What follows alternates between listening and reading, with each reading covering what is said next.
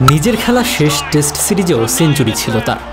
Bat হাতে তার ৩ বলে ৩ ছক্কা হাঁকানো বিস্ময়ের জন্ম দিয়েছিল। তিনি নাইম ইসলাম।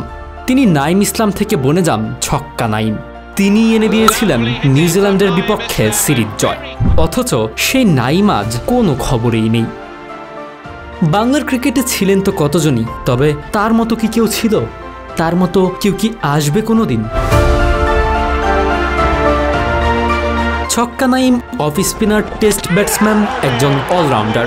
একসাথে অনেকগুলো বিশেষণই এমনভাবে মনে আসে ক্রিকেটার নাইম ইসলামের নাম মাথায় আসলেই। সে নাইম ইসলামই যেন হারিয়ে গেলেন ক্রিকেট থেকে।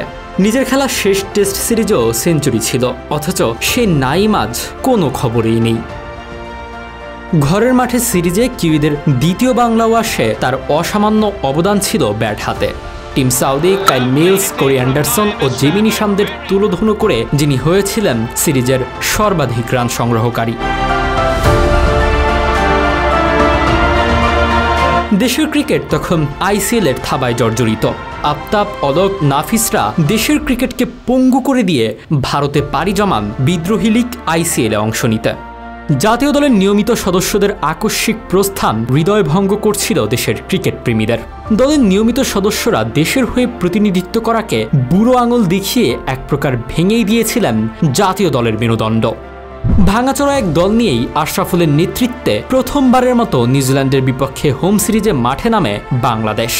প্রথম ম্যাচেই অভিষেক মিডল অর্ডার ব্যাটসম্যান ও part time off spinner Naim ইসলামের। জাতীয় দলে অভিষেক 2008 সালে হলেও ক্রিকেটের সাথে নাইম ইসলামের পথ চলা অনেক দিনের। 2004 সালে ঘরের মাঠে মাহমুদুল্লাহ রিয়াদ, আফতাব আহমেদ ও নাফিস ইকবালের সাথেই খেলেছেন অনূর্ধ্ব-19 বিশ্বকাপ। ব্যাট হাতে সেবার 8 ম্যাচে 206 রান করেন নাইম ইসলাম।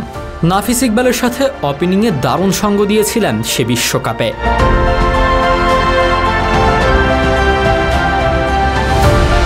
2004 সালে সেই যুব বিশ্বকাপে বাংলাদেশের সেরা 3 জনের একজন ছিলেন নাইম ইসলাম। একই বছর বাংলাদেশ একাডেমির হয়ে শ্রীলঙ্কা সফরে অসাধারণ ব্যাটিং করেন নাইম। 6 ম্যাচে প্রায় 44 গড়ে 304 রান করেন নাইম ইসলাম। জাতীয় দলে একজন তরুণ প্রতিভাবান হিসেবে তার আবির্ভাব ঘটে।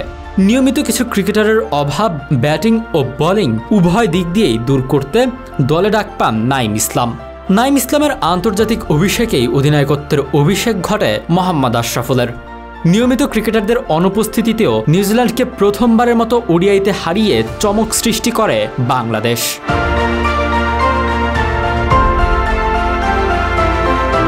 বর্তমানে দ্রুতগতির ক্রিকেটের সাথে নাইমের 2008 থেকে 14 আন্তর্জাতিক ক্যারিয়ার বেমানান মনে হলেও নাইম যখন জাতীয় দলে ছিল তখন নিয়মিত জয় পাওয়া ছিল দুরূহ ব্যাপার বাংলাদেশের জন্য।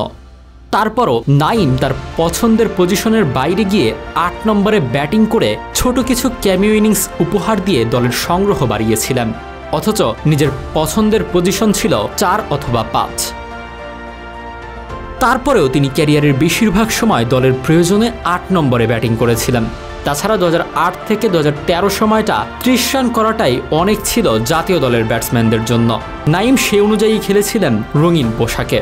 59 ম্যাচে 27 গড়ে 975 রান আর বল হাতে পার্ট টাইম অফ স্পিনে শিকার করেছিলেন 35 উইকেট। ব্যাটে বলে সমান তালে পারফর্ম করা যাকে বলে। তাতে কি, তার ক্যারিয়ারের কফিনে তো এখন শেষ পেরেক ঠুকে গেছে বলা যায়।